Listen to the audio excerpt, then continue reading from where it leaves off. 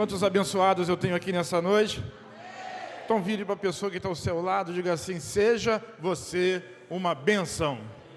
Seja você uma bênção, seja você uma bênção, seja você uma bênção. Nós somos abençoados para abençoar. Nós somos abençoados para abençoar. Nunca se esqueça disso. A bênção de Deus sobre a nossa vida, a bênção da saúde, da alegria, da família, da paz, das finanças, quando nós recebemos de Deus, elas precisam funcionar, como disse o pastor Isaías, como semente, para que eu possa derramar, semear, liberar sobre a vida de outras pessoas. Diga assim: eu creio. Muito bem, nós estamos agora a poucos dias do Arraiá Betel, Betel na Roça, dia 13 de agosto, nós vamos estar celebrando, fazendo festa de crente é que é bom, festa de crente é que é bom. Então dia 13, lá no sítio Betel, nós vamos ter a quadrilha, nós vamos ter as comidas típicas, nós vamos ter a festa ao Senhor. Não vai para lá triste, e se for triste, eu profetizo que tu vai sair de lá feliz, feliz da vida, feliz com Jesus, porque festa de crente que é bom. Essa semana nós vamos começar a trabalhar mais, intensamente. Já vamos começar a preparar o sítio para receber a festa, iluminação, limpeza, etc. E assim também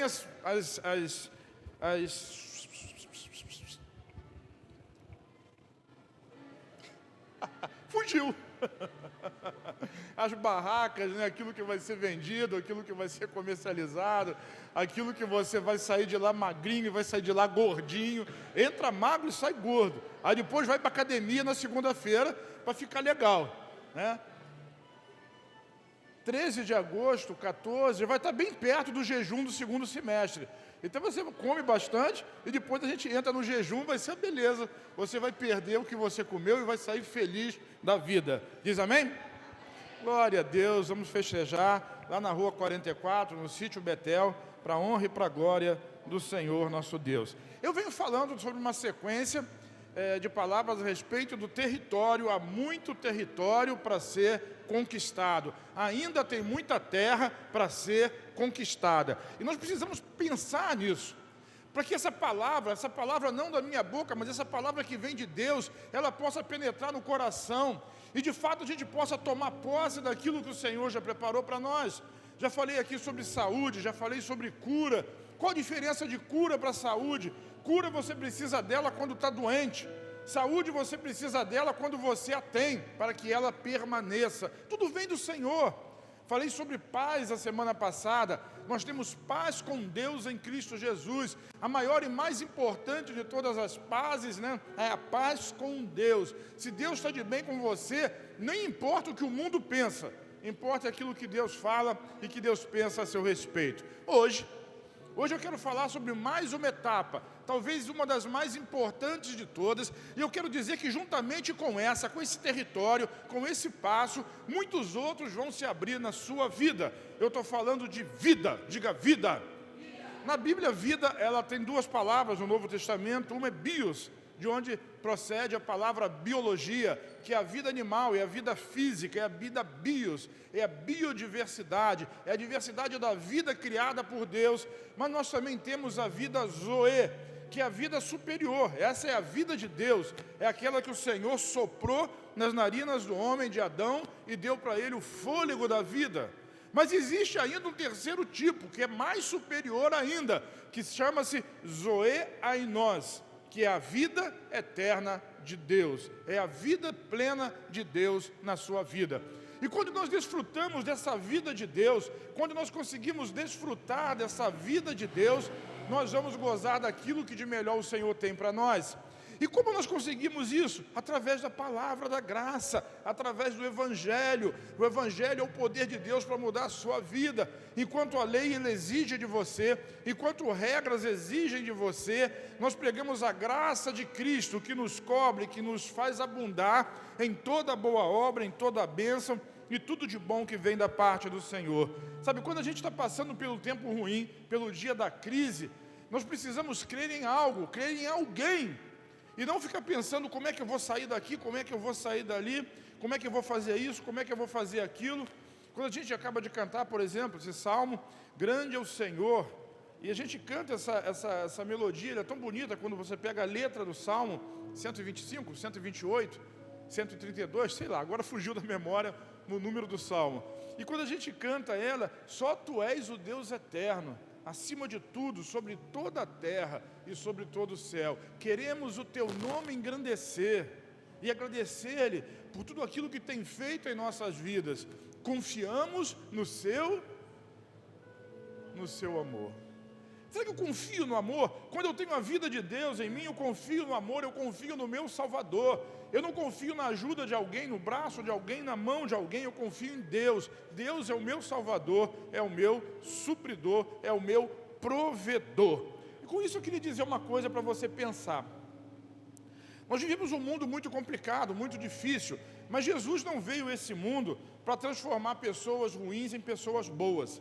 Jesus não veio nesse mundo para consertar pessoas. Esse não é o intuito de Jesus. Jesus ele veio trazer vida para aquilo que estava morto. Ele não veio consertar o que estava estragado. Ele veio trazer vida para aquilo que estava morto. E vai chegar o dia em que ele vai trazer vida novamente para toda essa terra. Quando ele reinar aqui no milênio, esse dia está chegando, o dia que nós vamos desfrutar da própria presença física de Jesus aqui na terra novamente. Ele vai restaurar todas as coisas, tudo será restaurado. Diz que os animais selvagens vão poder brincar com os animais domésticos. A criança pequena vai poder botar a mão no ninho da cobra e não vai acontecer nada, porque Jesus vai reinar, e é o Rei da Paz, é a vida, a própria vida de Deus sobre essa terra. Mas enquanto isso não acontece, nós vivemos ainda tempos difíceis e nós precisamos acreditar que o amor de Deus, crer que o Salvador, Ele é por nós. Como diz Paulo aos Romanos, na carta de Romanos, no capítulo 8, se Deus é por nós, pergunta a Ele, quem será contra nós? Sabe, Deus veio trazer vida para você. Agora essa vida de Deus, ela se manifesta de algo, em forma de alguma coisa muito especial, de algo muito extraordinário.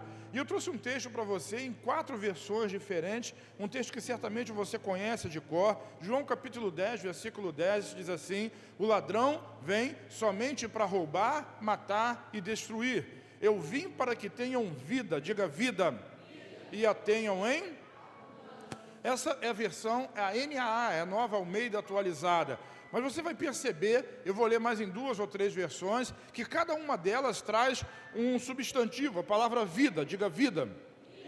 Já disse para você que existe bios, que existe zoe e que existe zoe em nós. São níveis diferentes de vida, mas o substantivo vida, ele vem acompanhado de um adjetivo chamado, falado, declarado, abundante. Então a vida, ela pode ser abundante. Diga vida. Abundante. Vamos a outra versão, na Nova King James, por exemplo, o mesmo versículo diz assim: o ladrão não vem senão para roubar, matar e destruir. Todas elas são muito parecidas na primeira parte, mas olha o final, Jesus diz assim: eu vim para que as ovelhas tenham vida. Novamente diga vida. E a vida em plenitude, diga plenitude. O substantivo é vida, o adjetivo é plenitude. Essa é a vontade de Deus, essa é a vontade de Jesus, que nós desfrutemos de uma vida abundante, que nós desfrutemos de uma vida plena. A Nova Versão Internacional vai dizer a mesma coisa: o ladrão vem apenas para furtar, matar e destruir. Eu vim para que tenham vida e a tenham plenamente, desfrute dela com plenitude. Aliás, a palavra paz, shalom, ela é exatamente isso, plenitude, completude, sabe? Tudo aquilo que você necessita está contido dentro dessa palavra que vem de um relacionamento com Deus. Um último texto, na NVT, Nova Versão Transformadora, diz assim: o ladrão vem para roubar, matar e destruir. Jesus diz: eu vim para lhes dar vida, uma vida plena que satisfaz. Diga vida plena. Mas essa versão especial, ela termina, conclui o pensamento, acrescentando aqui a palavra satisfação. Sabe, a vida de Deus para nós, ela é plena, ela é abundante, ela é completa, mas ela vai ser completa na medida que nós ficamos satisfeitos com ela. Nós podemos querer mais de Deus, e Deus é uma fonte de vida inesgotável. Quanto mais eu quero, mais eu tenho. Quanto mais eu bebo, mais água vai ter. Quanto mais eu busco, mais do Espírito de vida vai ter sobre a minha vida. O que eu quero dizer com isso? Que nós podemos ter o tanto de Deus quanto nós desejarmos, até que um dia nós possamos ser completamente iguais a Jesus. E essa é a meta de Deus, que cada um de nós seja, desfrute e viva conforme Jesus viveu aqui na terra. Eu queria mostrar para vocês, dentro da palavra de Deus, como existem tipos de vida e como se existem tipos, modos, maneiras de viver, formas, nós podemos crescer na vida de Deus. Nós estamos num estágio raso, nós podemos ter mais, como se fosse um copo vazio, nós podemos ter mais e mais de Deus. Isso está disponível a cada um de nós, é uma terra a ser conquistada, é Deus na minha vida, é Deus na sua vida. Quanto mais você deseja, mais você vai ter. Não à toa Jesus disse: quem tem sede, vem a mim e beba. Quem tem fome, ele diz: eu sou o pão da vida. E o pão que nós comemos, nós ingerimos, ele vai fazer parte de você. Os seus nutrientes, as suas vitaminas, a sua energia, as calorias que ele possui vão fortalecer o seu corpo. A água, ela vai hidratar você. Ali os minerais contidos dentro da água, eles vão hidratar o seu corpo e vão lhe dar força. Assim é Jesus, ele faz parte de você, ele está em você, você está nele, vocês estão amalgamados, unidos. Isso é vida de Deus para a nossa vida, isso é um território a ser conquistado. Mas existem tipos de vidas diferentes. Por exemplo, Deus, quando criou os animais, que é o nível menor de vida da vida bios, peixes, anfíbios, aves, animais domésticos, animais selvagens, enfim, ele criou todas essas coisas apenas com o poder da sua palavra. Ele disse: haja, e houve. Ele disse: aconteça, e aconteceu. Porque essa é uma vida elementar, é uma vida animal. E cada animal, ele, segundo a sua espécie, ele tem uma forma de vida. Ele vive de acordo com a sua espécie. Ele vive conforme aquilo que Deus mandou para ele, deu para ele. E apesar da vida bios ela ser bonita, por exemplo, ontem eu estava vindo com o Leon para tomar um café. Joia aquele café lá, hein? Muito bom. E quando a gente estava vindo lá pela beira da praia, Itaipuaçu, indo na direção da cafeteria, a esposa, a pastora, me mostrou assim: puxa, o sol estava caindo lá atrás das montanhas, você viu, né? E aquele vermelhão bonito do sol se pondo. Quem foi que fez as montanhas? Foi Deus. A montanha faz parte de quê? Da vida bios, da natureza criada. Ela é linda, ela é bonita. As aves voavam, o mar batia, o vento soprava. Tudo isso é maravilhoso. Mas todas essas coisas maravilhosas fazem parte de uma vida elementar. Se nós não estivéssemos ali para contemplar a beleza, a natureza não contempla a sua própria beleza. Se você faz um jardim bonito, abençoado, lindo jardim para quem gosta, e você tem um cavalo de estimação e bota o cavalo lá, aquela mesma flor que você acha tão linda, talvez uma flor premiada, o cavalo que só olha para baixo, ele vai olhar para a mesma flor e vai dizer: é comida para mim. Essa é a vida natural, é a vida natural dos animais. Mas Deus, quando criou o homem, ele fez alguma coisa diferente. Olha só, Gênesis capítulo 1, versículo 26 diz assim: então Deus disse: façamos o homem, o ser humano, a nossa imagem, e ele será semelhante a nós. A nossa espécie, a sua espécie, todo mundo sabe disso, não é uma espécie animal. Nós temos a semelhança de Deus. Às vezes não, a biologia nos coloca dentro de reinos, de filos, de espécies, de raça, mas nós não somos necessariamente parte disso tudo, porque nós não somos a semelhança de nenhum animal. Embora o nosso corpo seja produzido, vamos dizer assim, das mesmas matérias da tabela periódica, nós não somos iguais a nada nessa natureza. Nós temos uma imagem, nós temos uma semelhança. A vida que está em nós é a vida de Deus. Por isso Deus não disse: haja homem, e houve homem. Ele disse: façamos, vamos colocar a mão, vamos pegar o pó da terra, vai ser parecido com a terra, mas vai ter a essência, vai ter o mover, vai ter o espírito, vai ter o fôlego, vai ter a capacidade do próprio Deus. Portanto, façamos o homem. Deus Pai, Deus Filho, Deus Espírito Santo botaram a mão na massa e criaram um boneco. Está faltando alguma coisa, falta o fôlego da vida. E Deus sopra no homem, e o homem passa a ter vida. A vida do homem em Deus, a nossa vida está em Deus, a vida de Deus é soprada sobre nós. Por mais que você goste do seu cachorrinho, do seu gatinho, do seu peixinho, do seu passarinho, ele não é igual a você. Por isso Deus disse a Adão: coloca nome nos animais. E Adão chamou o cavalo de cavalo, o porco de porco, chamou a águia de águia, chamou o leão de leão. Mas ele não achou ninguém que fosse igual a ele, porque ele precisava de alguém semelhante. E o que Deus faz? Dorme, Adão, abre a sua costela, faz uma cirurgia e tira a mulher, porque aí sim havia alguém semelhante a ele. Foi a mesma coisa. Jesus na cruz, ele foi perfurado por uma lança que entrou pela sua costela e foi até o seu coração. E da costela de Adão nasceu Eva, da costela de Jesus nasceu a igreja. Nós somos iguais a Jesus, nós somos a semelhança de Jesus, nós não somos a semelhança de nenhum animal irracional, nós não somos animais racionais, nós temos a essência de Deus. Vira para quem está ao seu lado e diga assim: há muito de Deus em você. Então eu queria avançar um pouquinho mais. No livro de João, no capítulo 3, no versículo 6, Jesus diz para Nicodemos assim: agora eu quero falar da raça humana, vamos deixar os animais de lado, agora eu quero falar da raça humana. Os seres humanos podem gerar apenas uma vida humana, mas o Espírito dá à luz a vida espiritual. Você conhece esse versículo com uma outra versão que diz assim: aquele que é nascido da carne e aquele que é nascido do Espírito mas olha como aqui fica mais interessante de você entender essa palavra. O ser humano, aquele que é carne, ele só pode gerar vida humana, somente vida humana. Mas aquele que é nascido de Deus, ele recebe o Espírito, dá à luz a uma vida espiritual. Por isso é preciso nascer de novo. O ser humano caiu. O ser humano, antes do pecado, ele era igual a Deus, ele tinha uma glória de Deus, ele tinha um poder de Deus, mas quando ele pecou, ele caiu, perdeu essa glória e passou a ser simplesmente o ser humano que nós conhecemos até hoje.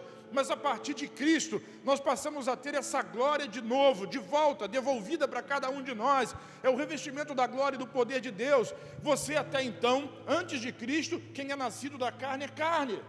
Mas depois de Cristo, agora você não é simplesmente ou somente nascido da carne, você também é nascido de Deus. Porque a carne, diz o versículo ali, o ser humano, a carne gera apenas vida humana. Mas o Espírito, assim como a mãe dá à luz a um bebê, o Espírito, quando ele engravida você, quando você é engravidado do Espírito de Deus e nasce de novo, é o Espírito que vai dar à luz a vida de Deus em você. Como eu disse no começo, Jesus ele não veio aqui para consertar o que está errado. Ele veio para dar vida àquilo que estava morto. Porque aqui é nascido da carne, da natureza humana, sempre vai ser natureza humana. Mas aquele que é nascido de Deus, sempre vai ser um com Deus. Diga assim: eu sou essência de Deus. Por que isso acontece assim? Porque um dia um homem pecou. Existe uma lei teológica, bíblica, que se chama substituição, ou a lei do representante. Representante. Eu até usei o Benjamim como exemplo de manhã. Quando o Benjamim vai se tornar um pecador? Quando ele cometeu o primeiro pecado dele? Não. O ser humano, ele gera vida humana. Todo ser humano já nasce em pecado. Por quê? Porque o ser humano ele é pecador desde Adão. Adão ele era o nosso representante. Está aí a lei espiritual do substituto, do representante. Adão era o nosso representante. Ele representava toda a raça humana. Quando ele pecou, juntamente com ele, todos pecaram. Por isso nós não nascemos e nos tornamos pecadores quando pecamos a primeira vez. Nós já nascemos em pecado. porque a natureza humana gera o ser humano, e o ser humano já nasce em pecado. O versículo de Romanos capítulo 5:12 de Romanos diz assim: quando Adão pecou, o pecado entrou no mundo. Quando o pecado entrou no mundo? Quando Adão? Não foi quando você pecou. Quando você veio ao mundo, você já era pecado. Por quê? Porque Adão já tinha pecado. Todas as gerações anteriores já nasceram em pecado. Por quê? Porque Adão pecou. Então o pecado entrou no mundo quando Adão pecou, e juntamente com o pecado entrou a morte. E essa morte se estendeu a todos. Por quê? Porque todos pecaram. Isso é o princípio da substituição. Um pecou, Adão pecou, ele era o representante de toda a raça humana, e com ele todos pecaram. Mas isso é muito injusto. Adão que pecou, eu não tenho nada com isso. Querido, se você estivesse lá, tu teria pecado igual a ele.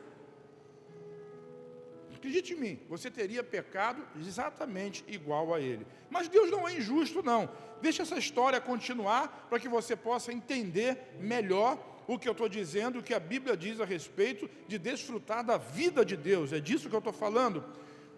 Os versículos 17 a 19 de Romanos capítulo 5 diz assim: a morte reinou sobre muitos por meio do pecado de um único homem. Quem é esse homem? Adão. Qual é o nome dele? Adão. Adam, vermelho, da terra, né? É o significado do nome. Mas diz assim: ainda maior, porém, é a graça de Deus e a dádiva da justiça, e todos que a recebem reinarão em vida, por meio de um único homem. Qual é o nome desse homem? Jesus. O que está dizendo aqui? Que se o pecado entrou por causa de um único homem, e por isso todos pecaram, a vida de Deus também entrou na terra por um único homem. Qual é o nome dele? E em Jesus todos nós podemos ter vida. Aquele que é nascido da carne é, mas aquele que é nascido do Espírito é Espírito. Por isso precisa nascer de novo. Deus não veio consertar o que estava quebrado, Ele veio ressuscitar o que estava morto. Adão morreu, e junto com Adão a raça humana. Mas aqueles que recebem a Cristo, a promessa está aqui, fala: reinarão em vida, por causa da abundância da graça. Não tem a ver com aquilo que você faz, tem a ver com aquilo que Cristo fez. Abundância da graça, o dom da justiça. A justiça, o ser justo, não é motivo e nem é movido por aquilo que eu faço, mas é movido por aquilo que Deus fez em Cristo Jesus. É um presente.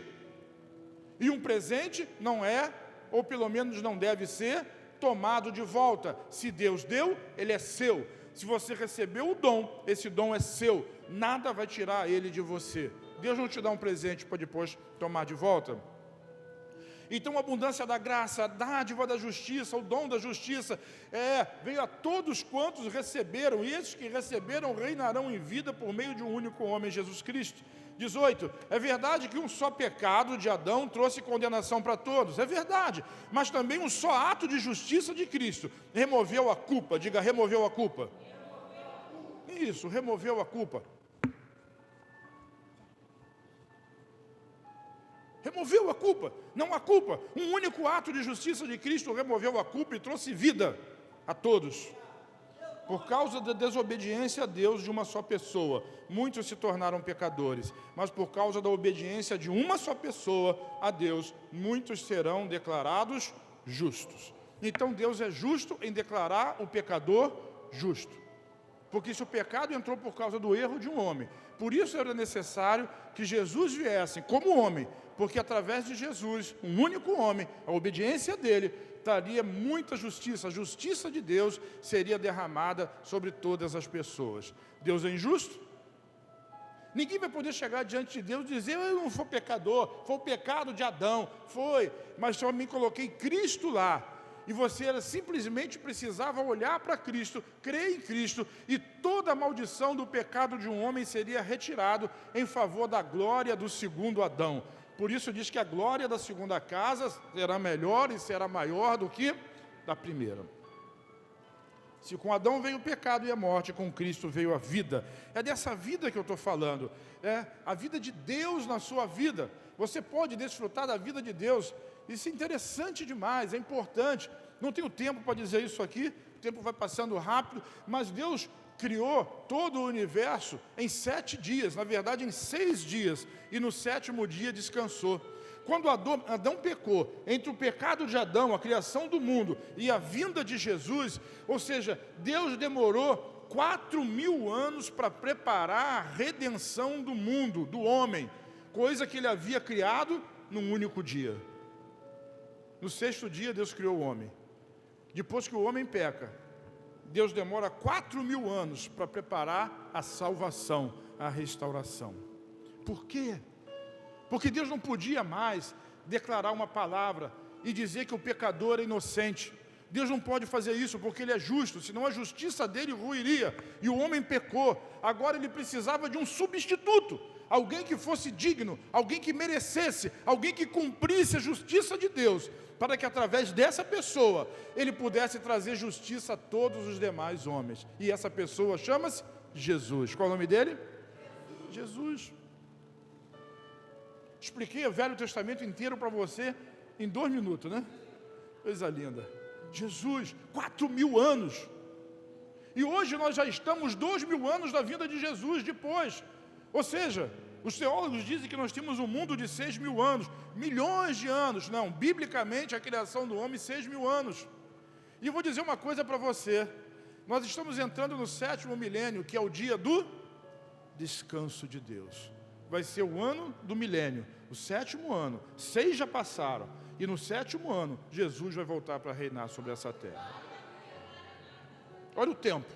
Tudo isso para quê? Diga, redenção. Redenção. Redenção. Então hoje, nós temos aqui na terra 2 tipos de pessoas. Nós temos aqueles que estão vivos, mas de acordo com a natureza humana.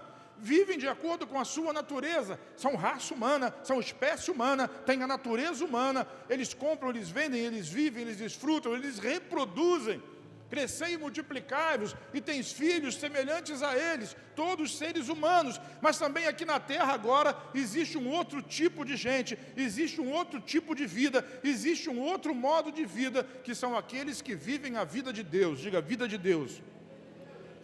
Vira para quem está do seu lado e diga assim, esse é você. Romanos 8,5 diz assim, aqueles que são dominados pela natureza humana, pensam em coisas da natureza humana. Então aquele que não tem a vida de Deus, não tem a vida de Cristo, eles vivem e desfrutam a vida aqui na terra simplesmente de um modo humano, de um modo natural, de um modo normal, de um modo comum. E você conhece muitas pessoas assim, e nós muitas das vezes somos assim também. Então é aqueles que desfrutam da vida humana, então aqueles que desfrutam desse tipo de natureza, da natureza humana, eles pensam o tempo todo em coisas que são relativas à própria natureza humana. Mas Paulo diz assim, aqueles que são controlados pelo Espírito, pensam em coisas que agradam ao Espírito. Aquele que é carne, aquele que é Espírito, é Espírito. Você tem o Espírito de Deus. Você tem o Espírito de Deus em você.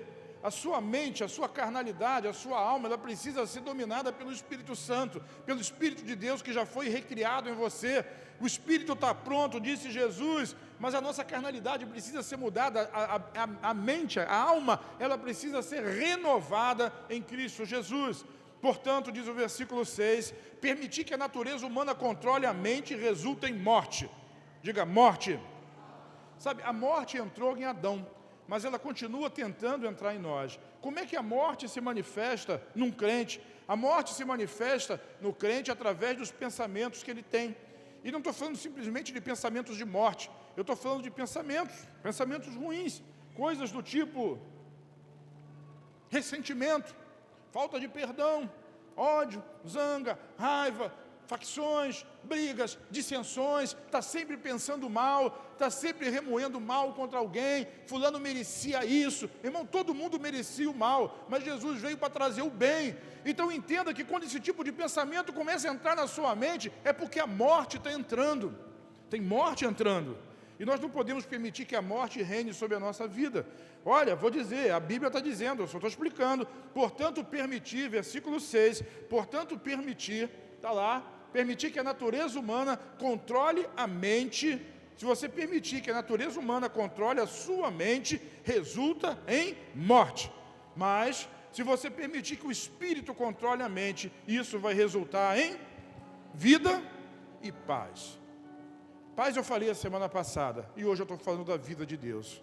A vida de Deus, ela se manifesta na sua vida quando você tem o pensamento de Deus, quando a sua mente é transformada. E a Bíblia diz que nós temos a mente de Cristo, nós podemos ter os pensamentos dele, nós podemos ter a vida de Jesus. Essa é a vida abundante, essa é a vida plena, que é algo que Deus já conquistou para você. Você não precisa nem se esforçar, você só precisa querer, permitir e desfrutar dessa vida de Deus na sua vida.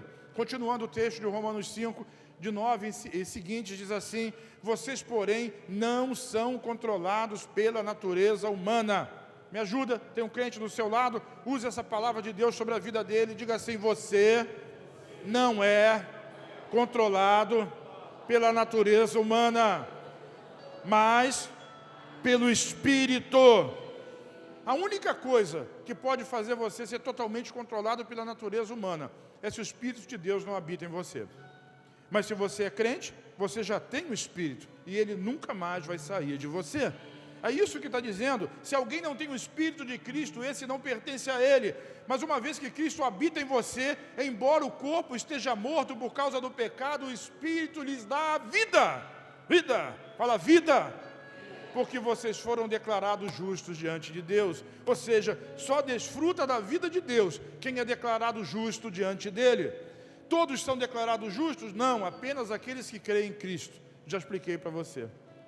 A obra consumada de Jesus, ela nos dá vida. Por isso ele disse: eu vim para que tenham vida e a tenham em plenitude. Você está satisfeito com a vida que você tem? Ou seus pensamentos estão sempre permeados por pensamentos de morte, de irritação, de ira, de chateação, de orgulho, de soberba, de autocomiseração e coisas semelhantes a essas? É porque tem morte entrando na sua vida. É preciso que a vida de Deus flua através de você pela palavra. O versículo 11 diz assim: e se o Espírito de Deus que ressuscitou Jesus dos mortos habita em vocês, o Deus que ressuscitou Jesus Cristo dos mortos dará vida a seu corpo mortal. Olha só que interessante. O Espírito, ele foi recriado em você, é o fôlego de Deus. Você não é simplesmente raça humana, você não é simplesmente uma vida como a vida de um animal. Você é vida de Deus, você contempla Deus, você se envolve com Deus. E quando a sua mente, diga mente, a mente funciona como uma ponte, que vai ligar o seu espírito até o seu corpo. E o corpo, ele sofre por causa de enfermidades, porque o espírito não consegue dominar sobre ele, porque a mente ainda está muito natural. O que é uma mente natural? É a mente que fica pensando o tempo todo em coisas naturais, pensa todo em sofrimento, pensa o tempo todo em injustiça. Aliás, essa palavra, ela é importante da gente saber, injustiça. Eu fui injustiçado. Será? Será que algum pecador nesse mundo pode dizer que foi injustiçado? Você pode ter sido injustiçado por alguém, mas Deus já transformou você em justiça dele. Então como é que alguém que injustiça... Não entendo. Como é que alguém que tem a justiça de Cristo vai dizer assim: eu fui injustiçado? Não, você é injusto, mas Deus declarou você justo em Cristo Jesus. Então absorva a sua nova vida. Deixa a injustiça de lado, deixa isso para trás e viva a vida de Deus. Essa é a vida de Deus. Você é imagem e semelhança dele. Você nem é um animal, haja. Não, ele soprou em você a vida dele. Deus criou alguém igual a ele. E um dia, todos nós vamos viver com ele. Todos nós. Mas e o meu cachorrinho? Não sei do seu cachorrinho. Eu sei que você vai viver com Deus. E o cachorrinho? Não sei. Sei lá. O cachorrinho viveu a vida, desfrutou da vida. Você cuidou dele, amou ele, ele amou você. Se é que cachorro ama. Ou ama o prato de ração, não sei. Mas você, diga eu, você vai viver com Deus para sempre. O problema nem é esse. Isso aí já está garantido se você é crente. Agora é aqui, diga aqui e agora. Tinha um programa de televisão que falava isso, né? Aqui e agora. Você precisa desfrutar da vida de Deus aqui e agora. Aqui e agora. Da provisão, da paz, da alegria, da bênção de Deus. Quando? Lá no futuro? Não. Olha o que a Bíblia diz. Quando a sua mente é transformada, diz aqui no versículo 11, o mesmo poder, o mesmo Espírito que ressuscitou Jesus dentre os mortos habita dentro de você. O Deus que ressuscitou Cristo dos mortos dará vida. Dará o quê? Dá o quê? Vida. A quem? O que está escrito? Ou não está escrito? Está escrito. Dará vida ao seu corpo mortal. Não está falando do seu espírito. O seu espírito já tem vida. O Deus que dá vida ao seu espírito, que ressuscitou o seu espírito, Ele vai dar vida nova ao seu corpo mortal. Ó, saúde. Está falando de saúde. Se você tem a vida de Deus, você desfruta da saúde de Deus. E se eu não desfruto plenamente da saúde de Deus, é porque eu ainda não tenho a plenitude da vida de Deus em mim. Isso aqui não está falando do seu corpo glorificado no futuro, está falando da sua vida agora, está falando do seu corpo mortal. Esse corpo que um dia vai morrer. Esse corpo mortal, ele vai ser revigorado em Cristo Jesus, pelo poder do Espírito Santo. Quem crê nisso diz um amém, dá um aplauso a Jesus.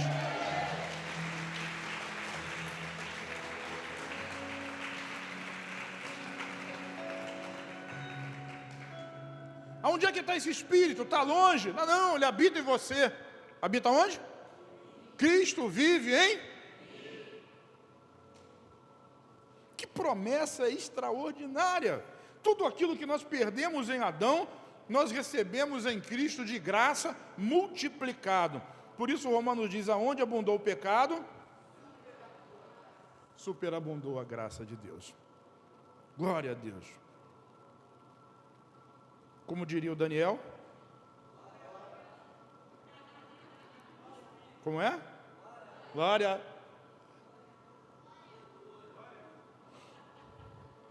Diga para a pessoa que está ao seu lado assim, bem-vindo à plenitude de Deus. Irmão, cada um de nós pode e deve manifestar a vida de Deus em Cristo, porque já é sua, já está pago, só precisa querer. O que eu tenho que fazer? Não faz nada não, porque se você fizer muito, você atrapalha. É só deixar fluir. Enche a sua mente de Deus, da palavra de Deus, das coisas de Deus. Para de ficar ouvindo novela, fotonovela, nem sei se existe mais isso. Canal do YouTube que só fala de besteira, de morte, de tristeza. Noticiário que fala de guerra e que fala de peste, de doença. Enche a sua vida de Deus, da palavra de Deus, pela palavra e pelo Espírito. E o Espírito vai encher você. Jesus disse isso, eu já mostrei, quem foi no reencontro sabe, do seu interior fluirão rios de águas vivas. Jesus disse, a sua boca fala o que está cheio aonde? Coração. Quando você senta com uma pessoa, você sabe se tem morte ou se tem vida. Infelizmente tem muito crente com morte.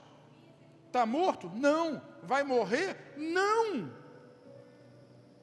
Minha mãe era assim, minha mãe dizia, eu estou sentindo dor, o meu filho se prepara que eu posso morrer a qualquer momento. Morreu com 87 anos. Morreu com 87 anos, mãe tem problema. Morreu com 87 anos. Desde que eu era criança, ela dizia, minha mãe pode morrer, você precisa estar preparado. Aquilo que você pensa é muito fácil de ser manipulado pelo inimigo, irmão. Então pensa o pensamento de Deus. Tem vida em você. Tem vida de Deus em você. E já tem. Não vai ter não. Já está aí. Só desfruta dela. A vida de Deus, ela não é conquistada por aquilo que nós fazemos, é conquistada por aquilo que Jesus já fez. Então não tem nada que você possa fazer, a não ser crer. Quando Lázaro morreu, Jesus perguntou para Marta e Maria, seu irmão vai ressuscitar. Eu sei, no último dia. Parece tão piedoso, né? Tão teológico, tão bíblico. No último dia, eu sou a ressurreição e a vida. Quem crê em mim, se tiver morto, vai viver. E se tiver vivo, continuará vivo. Você crê nisso? A vida e a morte, elas são estabelecidas pela palavra de Jesus. Irmão, vou dizer uma coisa para você. Crente não morre. Não existe morte para crente. Eu comentei da minha mãe. Minha mãe dormiu no Senhor em 2013, 12? Sei lá. 13. O pastor Gleice sabe todas as datas. 13. Vai fazer 10 anos. Eu nunca penso nela como quem morreu. Nunca. Sabe o que é nunca? Não vai chorar de tristeza? Eu não. O corpo ruinzinho dela, velho, agora está glorificado em Cristo, não morreu. A gente não fala de Abraão, Isaac e Jacó? Fala de Pedro, de Paulo. Eu estou pregando a palavra que Paulo escreveu. Você pensa em Paulo como alguém morto? Então por que você está pensando que você vai morrer? O crente não morre, ele dorme no Senhor. Dorme no Senhor. E existe uma geração que não vai dormir no Senhor, vai estar acordada para ver Jesus voltar sobre as nuvens. E eu quero declarar que essa é a geração que vai ser arrebatada. Mas, sempre tem um mais, né? Droga. Para você ver Jesus voltar nas nuvens, você tem que estar o quê? Vivo. Porque se estiver morto, você já vai estar com Ele. Não vai ver. Vai até voltar com Ele, mas não vai ver o arrebatamento. Então tem que estar vivo. Que vida é essa? É a vida de Deus. Diga para quem está do seu lado, é a vida de Deus. Diga a 3 pessoas, vida de Deus. Filipenses capítulo 3, versículos de 8 a 11, diz assim, olha Paulo era o cara cheio da vida de Deus, aquele que não sabia se era melhor morrer ou viver, porque ele queria estar com Deus, mas precisava estar no meio do povo.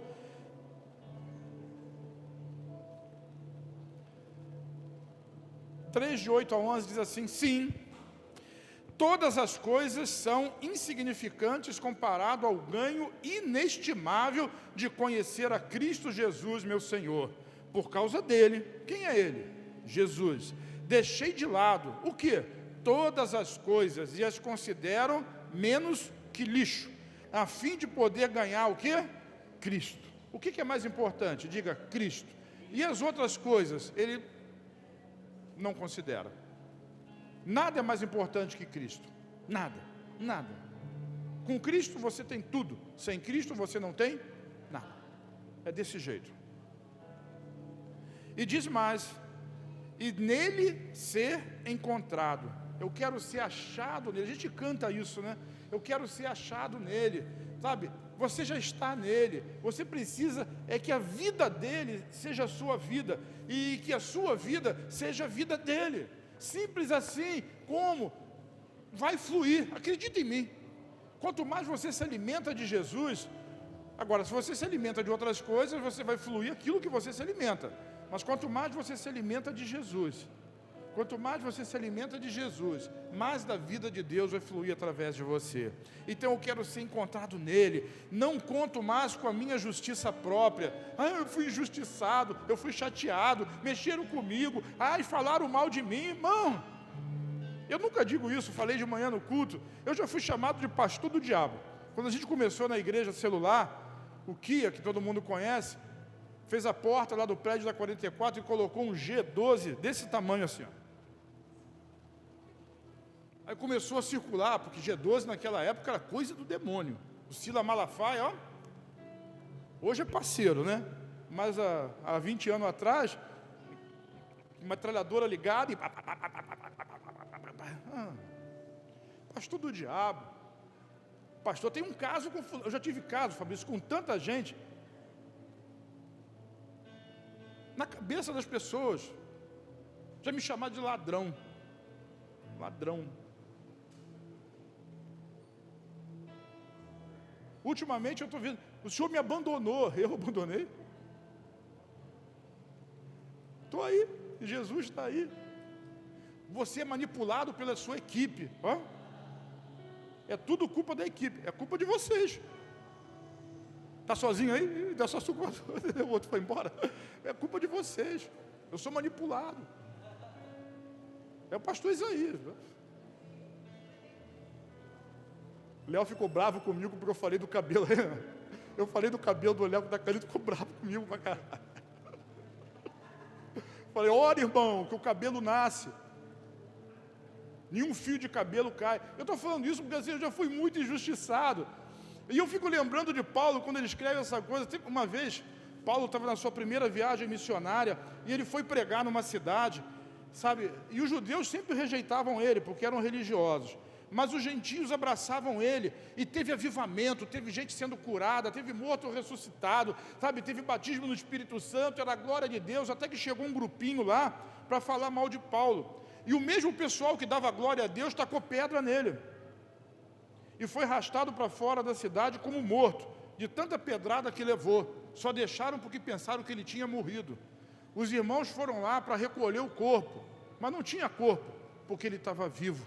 Eu acho até que o cara ressuscitou, porque Paulo era o cara da graça. E sabe o que Paulo fez? Eu fui injustiçado, eu fui amargurado, tacaram pedra em mim. Ele simplesmente deixou aquilo para lá e foi para outra cidade. Fazer o quê? Pregar o evangelho. Não importa. Não importa.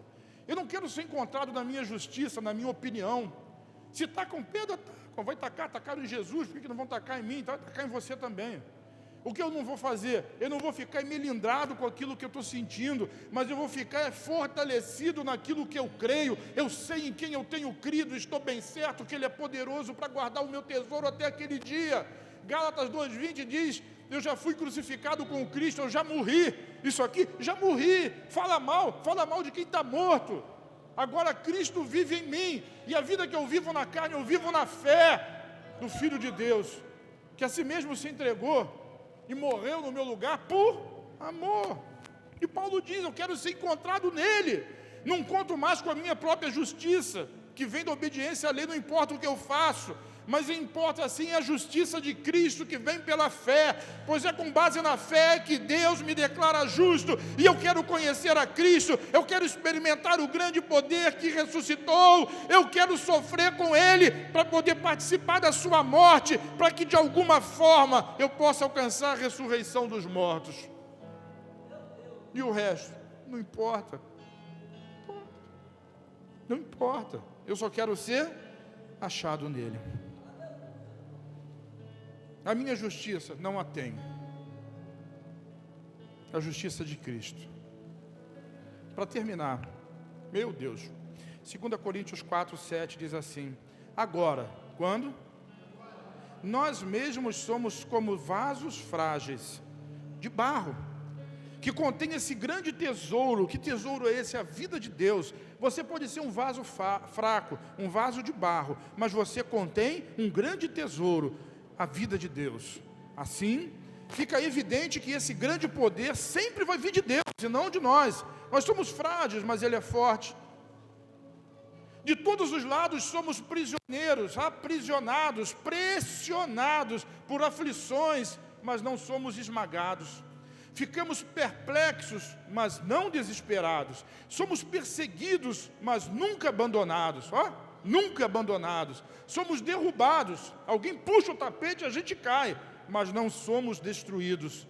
Pelo sofrimento, nosso corpo continua a participar da morte de Jesus, para que a vida de Jesus também se manifeste em nosso corpo. Sim, vivemos sob constante perigo de morte, porque servimos a Jesus, para que a vida de Jesus se mantenha em nosso corpo mortal. Assim enfrentamos a morte, mas isso resulta em vida para todos vocês.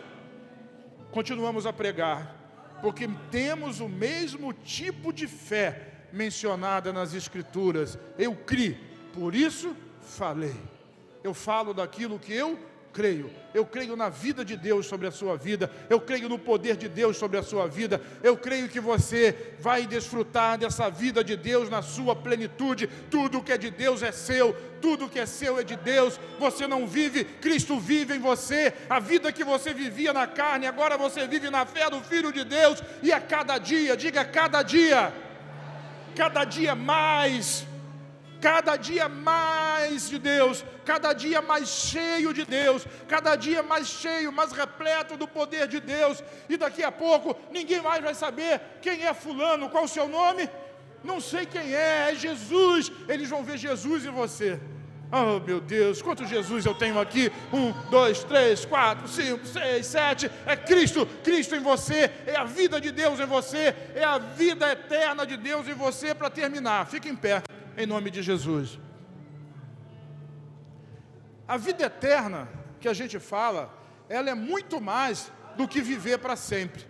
Vou lhe dizer uma coisa: o indivíduo que não crê em Jesus e morre, ele também vai ressuscitar na ressurreição do último dia, no grande trono branco do Cordeiro, no grande trono branco de Deus, e vai ser julgado, e vai ser lançado no inferno. E lá no inferno, ele vai viver eternamente. Só que a gente chama isso de segunda morte. Então, vida eterna, todo mundo vai ter. Aquela pessoa que morre sem Cristo, que é seu conhecido e não ter Jesus, ela não vai morrer fisicamente. E depois que morrer fisicamente, um dia ela vai para o inferno. Mas ela vai para o inferno ressuscitada e viva, com consciência, e vai sofrer pelos séculos dos séculos. Então a vida de Deus não é só vida eterna. A vida de Deus é a própria vida de Deus em você. Você é igual a Ele, e com Ele vai viver pelos séculos dos séculos. Essa é a vida de Deus, mas é uma vida que nós já podemos desfrutar aqui e agora. O negócio é agora. Desfrute de Deus. Diga, eu desfruto agora. Esse é o projeto de Deus para você. Que você tenha vida e a tenham em plenitude. Diz amém?